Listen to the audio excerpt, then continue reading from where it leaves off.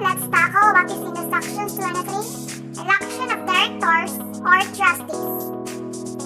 Stockholders will elect directors and directors will elect corporate officers. For the nominations of candidates, except when the exclusive right is reserved for the holders of the founders' shares, each stockholders or a member shall have the right to nominate any directors or trustee who possesses all of the prescribed qualifications and none of the disqualifications that will be tackled later. Manner of voting. When so authorized in the bylaws or by majority of the board of directors, the stockholders or members may also vote through remote communication or in absentia. The right to vote through such modes may be exercised in corporations vested with the public interest, notwithstanding the absence of provisions in the bylaws of such corporation. If it is requested by any voting stockholder or member, the election must be by ballot. Nominees for directors or trustees receiving the highest number of votes shall be declared elected. Cumulation of votes. In stock corporation, the stockholders entitled to vote have the right to vote the number of shares of stock standing in their own name in the stock book of the corporation at the time fixed in the bylaws or where the bylaws are silent. At the time of the elections, the said stockholders may, first, vote such a number of shares for as many persons as there are directors to be elected. Second, cumulate said shares and give one candidate as many votes as the number of directors to be elected multiplied by the numbers of the shares owned. Lastly, distribute them on the same principle among as many candidates as may be seen fit. No delinquent stock shall be voted. So, for the non-stock corporation, members may cast as many votes as there are trustees to be elected, but may not cast more than one vote for the one candidate, unless otherwise provided in the article of incorporation or in the bylaws. So, let's proceed to no election happen or if no election is held, or the owners of majority of the outstanding capital stock or a majority of the members entitled to vote are not present in person, by proxy or through remote communications, or not voting in absentia at the meeting, such meeting may be adjourned. Section 24. Corporate Officers. Board of Directors. They are responsible for taking pictures of the strategies, company policies, and approval of major decisions. So, immediately after their elections, the directors of the corporation must organize and elect officers. The officers elected by the directors are: these are the set of officers that must be elected by the directors. First, President, who must be a director. Next, Treasurer, who must be a resident. Secretary, who must be a citizen and a resident of the Philippines. If the corporation is vested with the public interest, the Board of Directors shall also elect a compliance officer. The person may hold two or more positions concurrently, but no one shall sit as President and Secretary or President or Treasurer at the same time unless it is allowed in this case. Section 25. Report of elections of directors, trustees, and officers, non-holding of elections, and cessation from office. Within 30 days after the election of the directors, trustees, and officers of the corporation, the secretary or any other officer of the corporation shall submit to the commissions the names, nationalities, shareholdings, and resident addresses of the directors, trustees, and officers elected. If non-holding of elections, the reason shall be reported to the commissions within 30 days from the date of scheduled elections. The report shall specify a new date of election, which shall not be later than 60 days from the scheduled date. If no new date has been designated, or if the rescheduled election is likewise not held, the commissions may have the power to issue such orders as may be appropriate, including orders directing the issuance of a notice stating the time, the place of the elections designated presiding officer, and the record date of dates for the determination of stockholders or members entitled to vote. Sections 26. Disqualification of directors, trustees, or officer. A person shall be disqualified from being a director, a trustee, or officer of any corporation if, within 5 years prior to the elections or appointment of such, the person was, first, convicted by final judgment. It includes of an offense punishable by imprisonment for period exceeding 6 years, for violating this code, and for violating Republic Act No. 8799, otherwise known as the Securities Regulations Code. They will be also disqualified if found administratively liable for any offense involving fraud acts. And lastly, by foreign court or equivalent foreign regulatory authority for acts, violations, or misconduct similar to those enumerated in paragraphs A and B above. Notwithstanding any provisions of the Articles of Incorporation or bylaws to the contrary, the shares of stock or membership represented at such meeting and entitled to vote shall constitute a quorum for purposes of conducting an elections under the sections. Should a director, trustee, or officer die, resign, or in any manner cease to hold office, the secretary or the director, trustee, or officer of the corporation, or in case of death, the officer's heirs shall, within 7 days from the knowledge thereof, report in the writing such fact to the Commission. Clap. Go.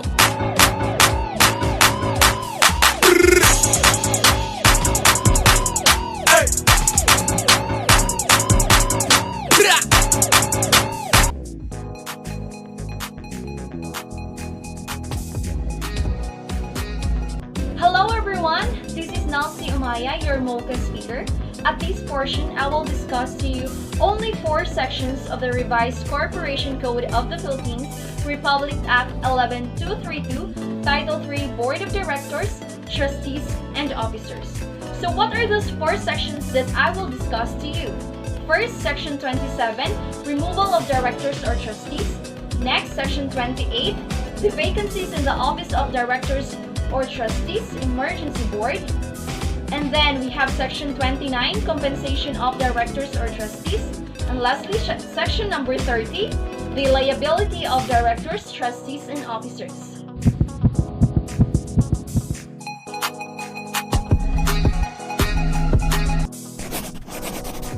Now let's discuss Section number 27, Removal of Directors or Trustees. So how can a director or trustee may be removed in the office?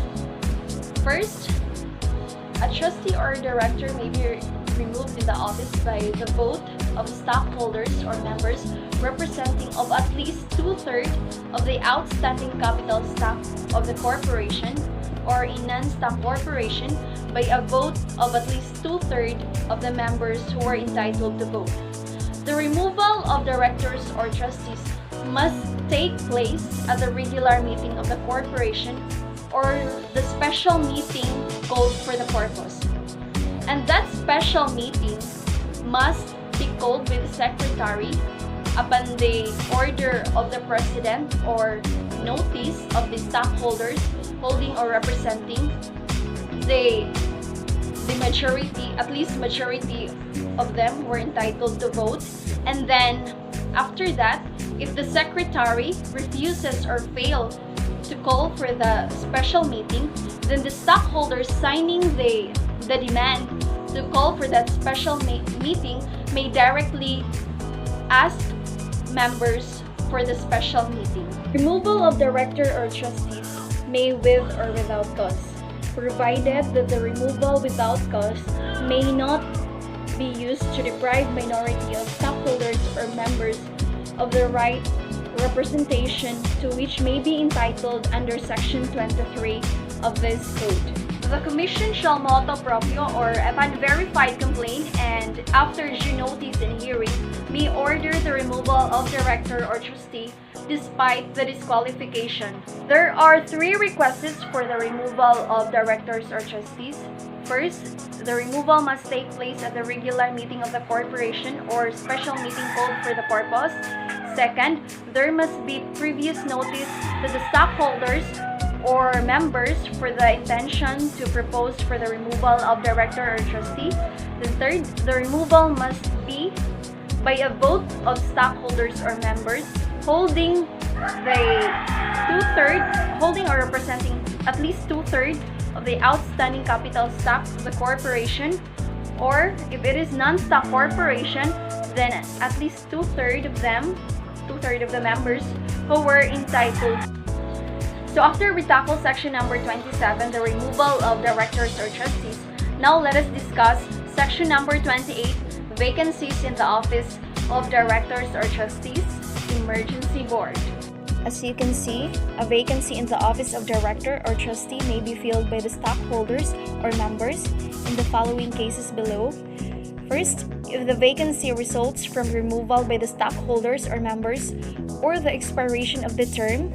Next, if the vacancy occurs by death, resignation, abandonment, or disqualification, if the remaining of directors or trustees do not constitute a quorum for the purpose of filling the vacancy, and then if the vacancy may be filled by the remaining directors or trustees, but the board refers the matter to the stockholders or members, or if the vacancy is created by reason of an increase in the number of directors or trustees. And then we have number 2, the vacancy may be filled by the members of the board if still constituting a quorum, at least a majority of them are empowered to fill any vacancy occurring in the board other than by removal by the stockholders or members or by expiration of term. The board has no power to fill any directorship or trusteeship by reason of an increase in the number of directors or trustees. Now let's talk about emergency boards. When vacancy prevents the remaining directors from constituting a quorum, and there is a need for emergency action to prevent damage to the corporation, the remaining directors may fill the vacancy from among the officers of the corporation by anonymous vote of the remaining directors or trustees. However, the action by designated director or trustee shall be limited to emergency action necessary, and the term shall cease within a reasonable time from the termination of the emergency or upon election of the replacement, whichever comes earlier. A notification for the creation of emergency board must be done with Securities and Exchange Commission within 3 days from creation of the emergency board. Election shall be held no later than the day of such expiration at a meeting called for that purpose, if the vacancy is due to term expiration. But if the vacancy is a result of removal by stockholders or members, then the election shall be held on the same day of the meeting authorizing the removal, and this fact must be so stated in the agenda and notice of the said meeting. In all other cases, the election must be held no later than 45 days from the time the vacancy arose. Now, let's move on to Section 29, Compensation of Directors or Trustees.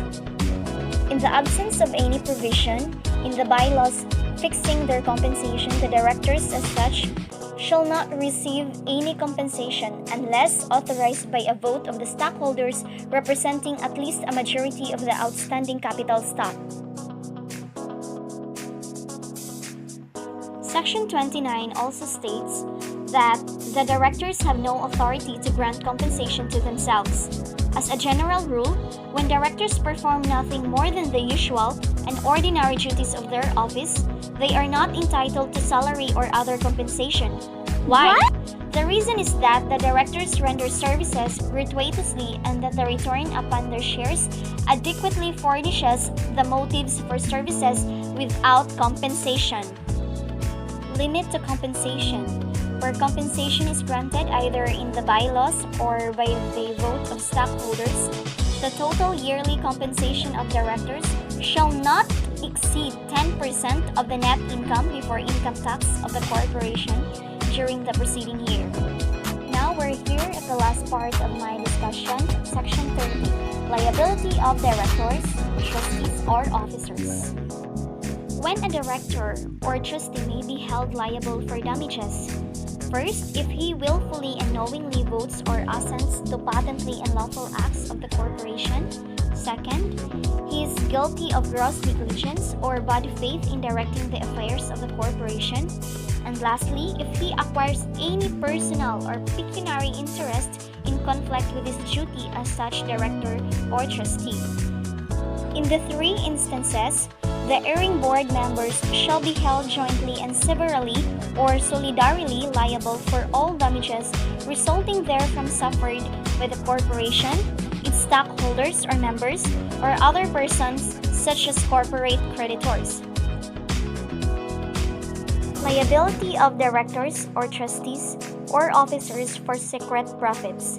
The directors or trustees or officers guilty of violation of duty shall be held accountable for the profits which otherwise would have accrued to the corporation.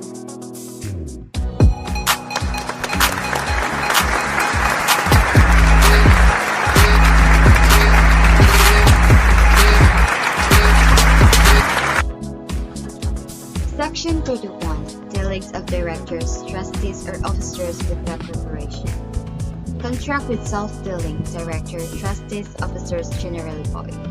Injury to the corporation is not consenting director or trustees for damages under Section 30. A contract of the corporation with one or more of its director or trustees officer is voidable at the option of the corporation, unless, first, the presence of such director or trustee in the board meeting in which the contract was approved was not necessary to constitute a quorum for such meeting. Next, the vote of such director or trustee was not necessary for approval of the contract. Next, the contract is fair and reasonable under the circumstances, and if only the third condition is present, the contract should be ratified by 2/3 of the SH and OCS, and full disclosure of the adverse interest of the director or trustees involved is made. It is silent when the vote of the self-dealing director shall be counted during the meeting for ratification. And lastly, that in the case of an officer, the contract has been previously authorized by the Board of Directors, or BOD, may elect not to question the validity of the contract without prejudice to the liability of the consisting director or trustees for damage under Section 30. Section 32. Contracts between corporation with interlocking director. Interlocking director means a director in one corporation who is also a director in another. Contracts with interlocking director are valid so as long as there is no fraud and the contract is fair and reasonable. If the interest of the interlocking director in Corporation A is substantial and on Corporation B only nominal, the Section 31 shall apply insofar as the latter corporation is concerned. Substantial interest SH exceed 20%. Nominal interest SH do not exceed 20%.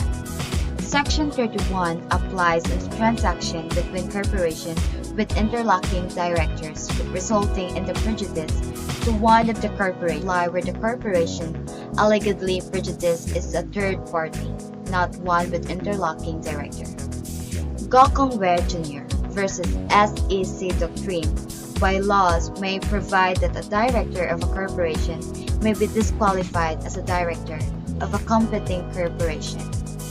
Valid limitation in interlocking directors. Section 33. Disloyalty of a director.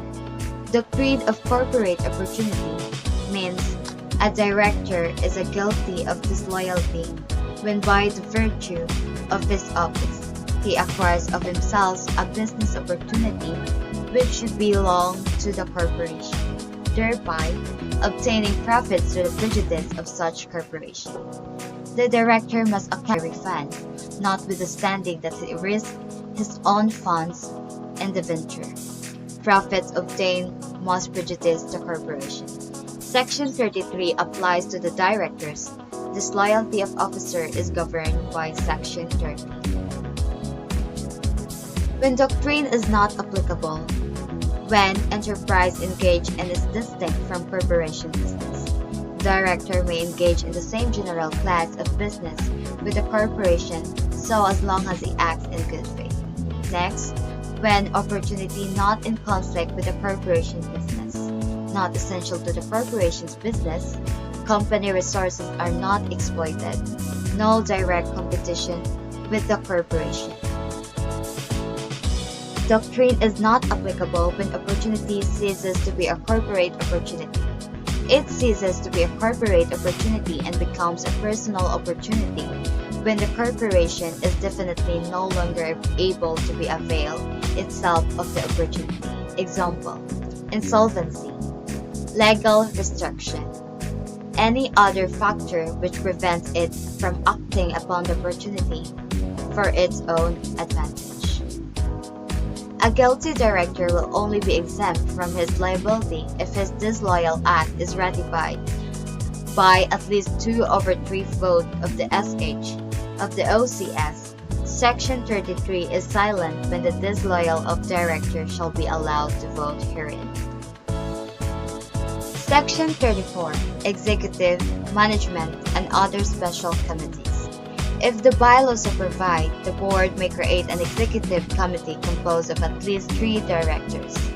Said committee may act by a majority vote of all its members on such specific matters within the competence of the board, as may be delegated to it in the bylaws, or by majority vote of the board, except with respect to the first, approval of any action which shareholders' approval is also required.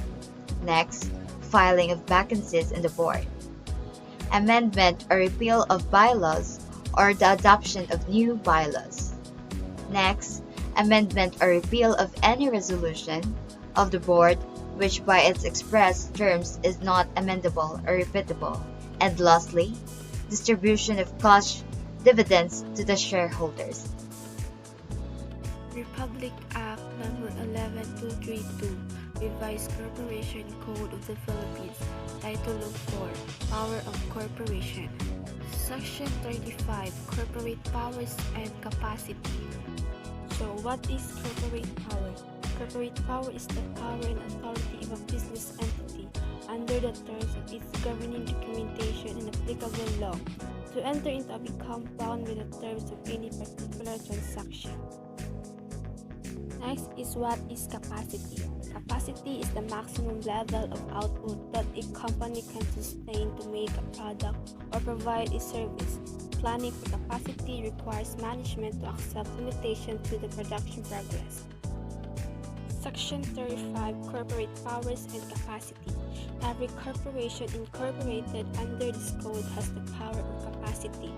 First is to sue and be sued in its corporate name. So according to my research, sue to be sued use legal process by which you try to get a court of law to force a person that has treated you unfairly or hurt you in some way. And according to Section 17, no corporate name shall allow by the Commission if it is not distinguishable from that already reserved or registered. Next is to have perpetual existence unless the certificate of incorporation provides otherwise. So it means having perpetual existence. So before we continue, we should define first what is perpetual existence. So perpetual existence is that they can continue indefinitely until dissolved by either the corporation itself or the state. So having perpetual existence, this means a corporation shall have unlimited life unless its articles of incorporation provides for a specific period of existence through an amendment of the articles of incorporation. Next, we have to adopt and use a corporate seal. Means to strengthen using corporate seal. Corporate seal means the signature or stamp of an official document of a company that derives from the corporation. The next is to amend its articles of incorporation in accordance with the provision of this code. Next is to adopt bylaws not contrary to law, morals, or public policy, and to amend or repeal the same in accordance with this code.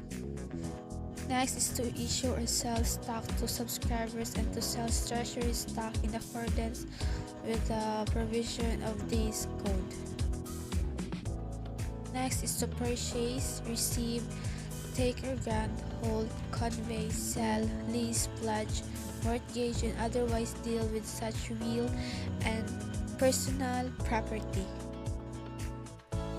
Next is to enter into partnership, joint venture, merger, consolidation, or any other commercial agreement with natural and juridical persons to make reasonable donations, including those for the public welfare of a hospital, charitable, cultural, scientific, civic, or similar purposes, provided that no foreign corporation shall give donations in aid of any political party or candidate or for purposes of partisan political activity. And lastly, to exercise such other powers as may be essential or necessary to carry out its purpose or purposes stated in the Articles of Incorporation. And now we move on to Section 36, Power to Extend Corporate Term. It's stated in the Articles of Incorporation when approved by a majority vote of the Board of Directors or Trustees and ratified at a meeting by the stockholders or members representing at least 2/3 of the outstanding capital stock of its members. In the written notice, the proposed action and the time and place of the meeting shall be sent to stockholders or members at their respective place of residence as shown in the books of the corporation, and must either be deposited to the addressee in the post office with postage prepaid, served personally, or when allowed in the bylaws or done with the consent of the stockholder, sent electronically in accordance with the rules and regulations of the commissions of the use of electronic data messages. In case of extension of corporate term, a dissenting stockholder may exercise the right of appraisal under the conditions provided in this code. And now we move on to Section 37, Power to increase or decrease capital stock, incur, create, or increase funded indebtedness. So, no corporation shall increase or decrease its capital stock unless all of majority vote of the Board of Directors by 2/3 the outstanding capital stockholders meeting duly called for the purpose. So duly means it is considered proper or right if someone gives a great speech respected that duly applauded for it. In a written notice, the time and place of the stockholders meeting and the purpose for said meeting must be sent to the stockholders at their places of residences as shown in the books of the corporation and served with the stockholders personally or through electronic means recognized in the corporation's bylaws and or the commission rules as a valid mode for the services of notice. After that, a certificate must be signed by a majority of the directors of the corporation and countersigned by the chairperson and secretary of the stockholders meeting setting. We have the requirements of this section have been complied. Next is the amount of the increase or decrease of the capital stock.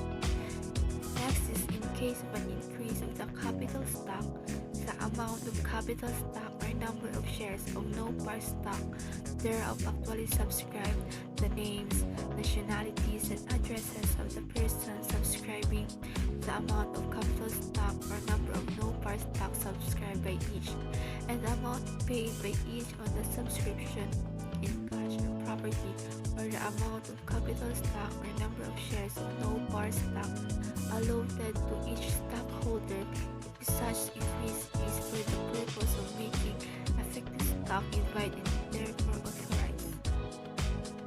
Next is any bonded indebtedness to be incurred, created, or increased. Next is the amount of stock representing at the meeting. And lastly, the vote authorizing the increase or decrease of the capital stock or the incurring, creating, or increase of a bonded indebtedness. So, any increase or decrease in the capital stock or the incurring, creating, or increase of any bonded indebtedness shall require prior approval of the Commission, and where appropriate, of the Philippine Competition Commission. The application with the Commission shall be made within 6 months from the date of approval of the Board of Directors and stockholders, which period may be extended for justifiable reasons. Any of that, copies of the certificate shall be kept on file in the office of the corporation and filed with the Commission and attached the original articles of incorporation. Then after that, after approval with the Commission and the issuance by the Commission of its certificate of filing, the capital stock shall be deemed increased or decreased, and the incurring, creating, or increasing of any bonded indebtedness authorized as the certificate of filing may be declared. So, non-stock corporation may incur, create, or increase bonded indebtedness when approved by a majority of the Board of Trustees and of at least 2/3 of the members in a meeting duly called for the purpose. Bonds issued by a corporation shall be registered with the commissions, which shall have the authority to determine the sufficiency of the terms thereof. So now we proceed in Section 38, Power to Deny Preemptive Right. So what is preemptive right? It's a right of preemption or first option to buy is a contractual right to acquire certain property newly coming into existence before it can be offered to any other person or entity. Section 38, Power to Deny Preemptive Rights. So, all stockholders of a stock corporation shall enjoy preemptive right to subscribe to all issues or disposition of shares of any class in proportion to their respective shareholdings unless such right is denied by the articles of the incorporation or amended thereto, provided that such preemptive right shall not extend to share issued in compliance with laws requiring stock offerings or minimum stock ownership by the public, or the share issued in good faith with the approval of the stockholders representing 2/3 of the outstanding capital stock in exchange for capital needed for corporate purposes or in payment of a previously contracted debt.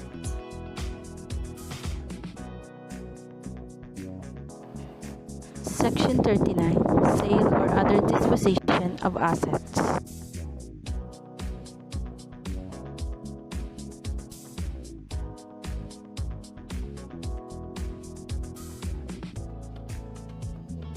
Sale or other disposition of assets subject to the provisions of Republic Act Number 10667, known as Philippine Competition Act. Corporation may, by a majority vote of its board of directors or trustees, sale, lease, exchange, mortgage, pledge, or otherwise dispose of its property and assets upon such terms and conditions, and for such considerations which may be money, stocks, bonds, or other instruments for the payment of money or other property or consideration, as its board of directors or trustees may deem expedient.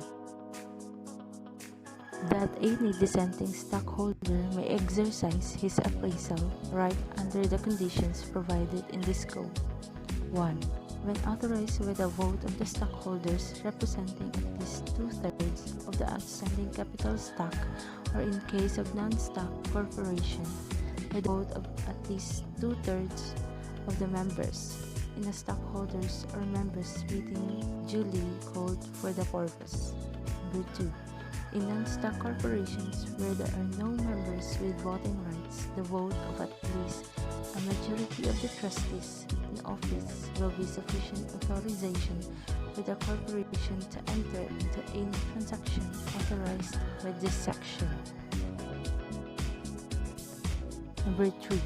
Written notice of the proposed action and of the time and place of the meeting shall be addressed to each stockholder or member at his place of residence as shown on the books of the corporation and deposited to the address in the post office with postage prepaid or served personally, provided that any dissenting stockholder may exercise his appraisal right under the conditions provided in this code. Number 4.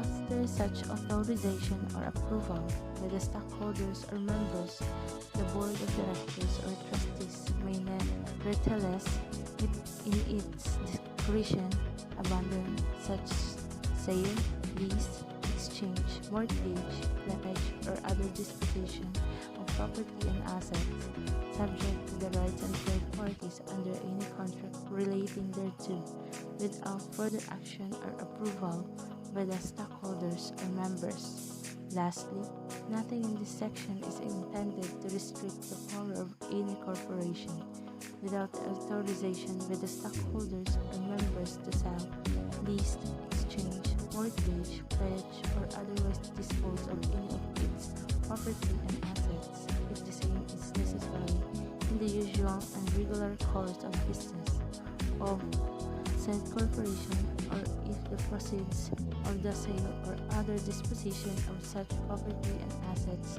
be appropriated for the conduct of its remaining business. Section 40. Power to acquire own shares.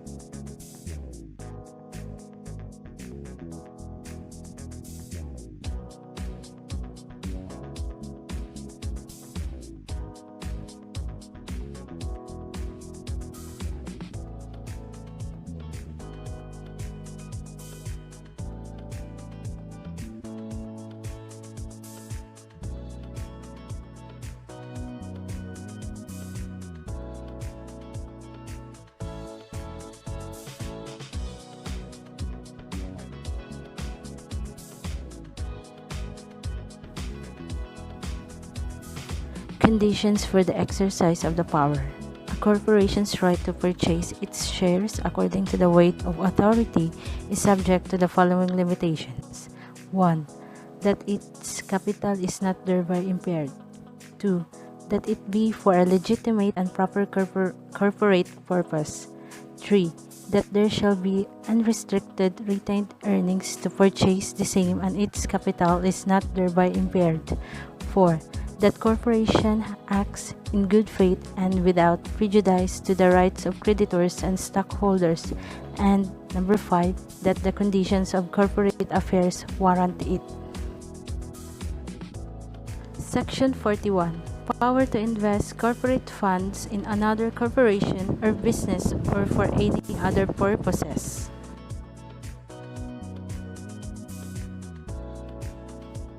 A corporation may be organized with multiple lawful purposes so long as the primary purpose is indicated in the Articles of Incorporation.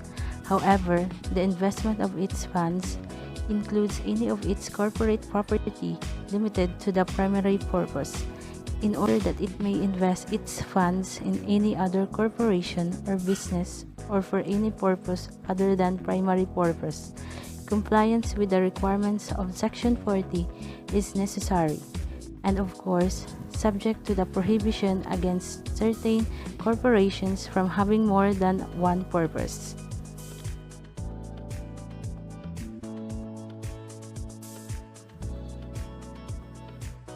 Conditions for the exercise of the power.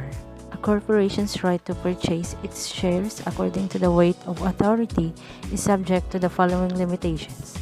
1. That its capital is not thereby impaired. 2. That it be for a legitimate and proper corporate purpose. 3. That there shall be unrestricted retained earnings to purchase the same and its capital is not thereby impaired. 4. that corporation acts in good faith and without prejudice to the rights of creditors and stockholders, and number 5, that the conditions of corporate affairs warrant it.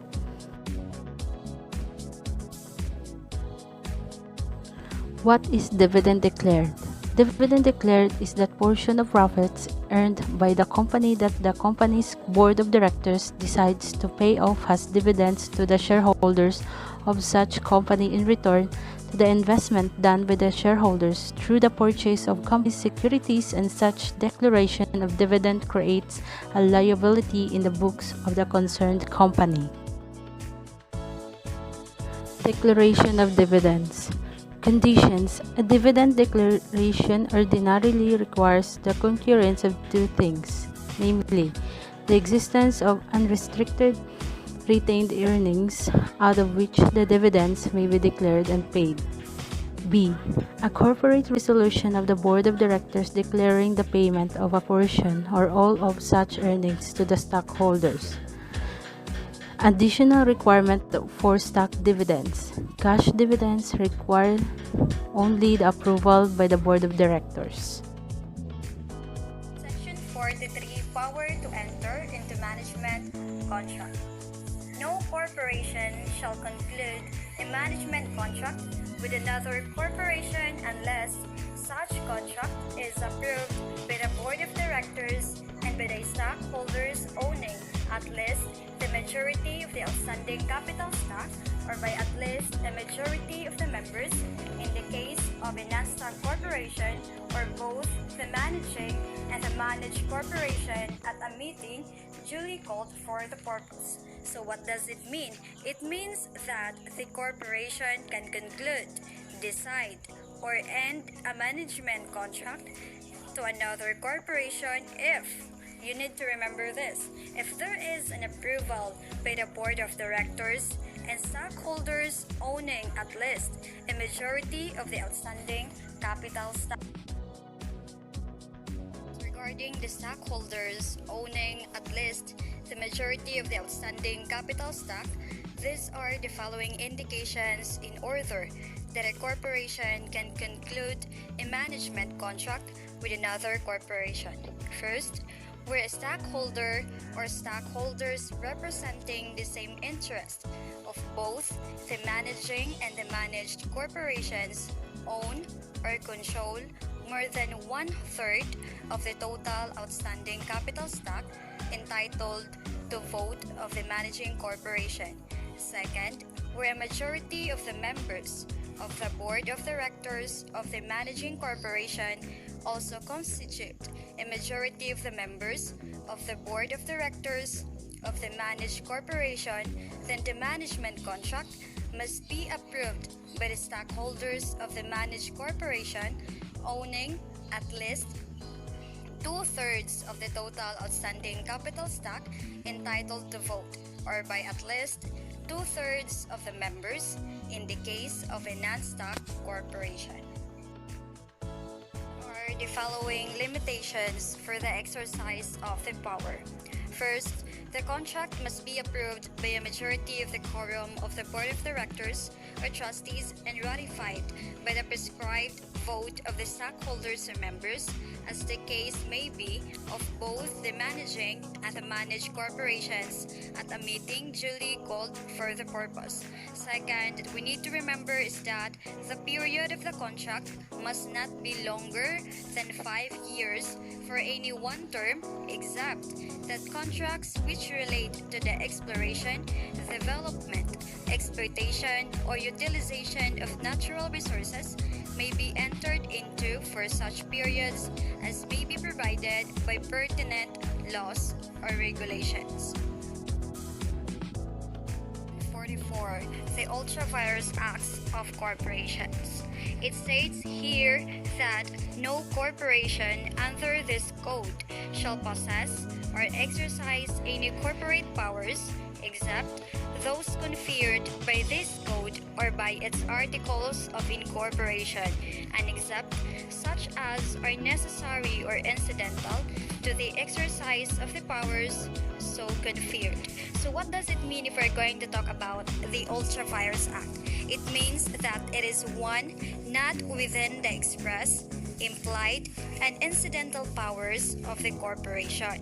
It is an act which is impliedly forbidden because it is not expressly or impliedly authorized or necessary of incidental in the exercise of the powers so conferred. So for example, let's put it in a situation wherein a corporation was organized for the purpose of engaging in the buying and selling of home appliances. So, the purpose of this corporation is that they engage into the buying and selling of home appliances. And then, the act of buying and selling motor vehicles would be ultra-virus. Why is that the act of buying and selling motor vehicles would be ultra-virus? Since the corporation was organized for the purpose of engaging in the buying and selling of home appliances, and the motor vehicles are not a home appliances.